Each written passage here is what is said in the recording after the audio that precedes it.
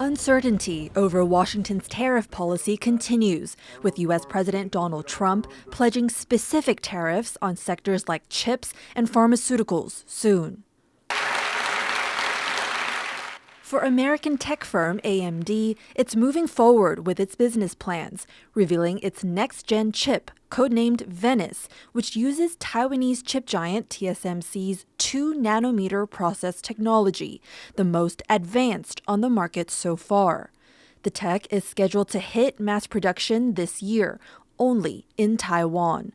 Speaking to university students in Taipei, AMD's CEO Lisa Su reiterated Taiwan's key role in American chip innovation. From a United States standpoint, I think we do rely on a lot of the Taiwan manufacturing ecosystem, and trying to build resilience into that ecosystem is important. Chips have so far been exempted from Trump's sweeping so-called reciprocal tariffs, a policy that caused days of market turmoil. That policy, impacting a slew of countries, including Taiwan, now paused for 90 days for negotiations.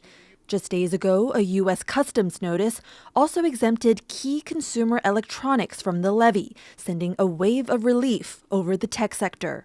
Trump's team then backtracking on those exclusions. Taiwan, which has already had its first talk with the U.S., says it's keeping an open mind. 我们现在谈判的态度就是我们采取任何议题都可以谈，但是我们基于国家最高的利益以及产业界能够维持它的国际竞争力两项原则，跟美方做所有的接触。 Trump's inconsistent policy potentially damaging to the U.S.'s credibility in negotiations. It hurts the talks, honestly. The thing that everyone will want to talk about is commitments. They want clarity. And at this point, we are not seeing clarity from this administration. So it's hard for, let's say, a leader like President Lai to have his team come to Washington and say, look, we're willing to give you all these things, but for what end? For firms in Taiwan, the now paused tariff Trump imposed on the country's goods was shocking. 32% on Taiwan. Were you expecting that number at all? Of course not. Here at Planet Technology, Chair and CEO Jack Chen says they're one of the lucky ones.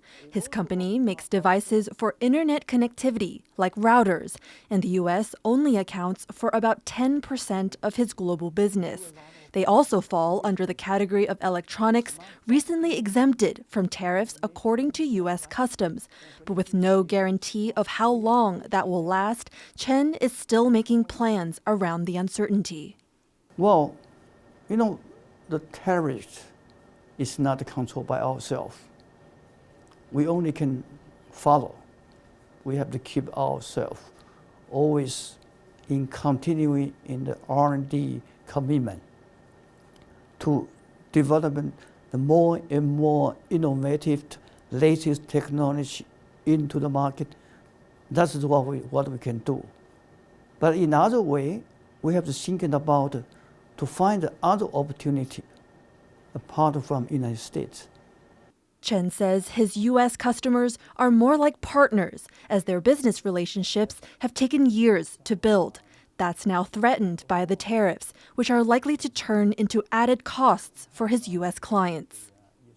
As policies coming out of the White House flip back and forth and negotiations are still underway, businesses are focusing on the few things that are certain, like the need to diversify away from the U.S. despite it being the world's largest consumer market. Hsueh and Joyce in New Taipei for TaiwanPlus.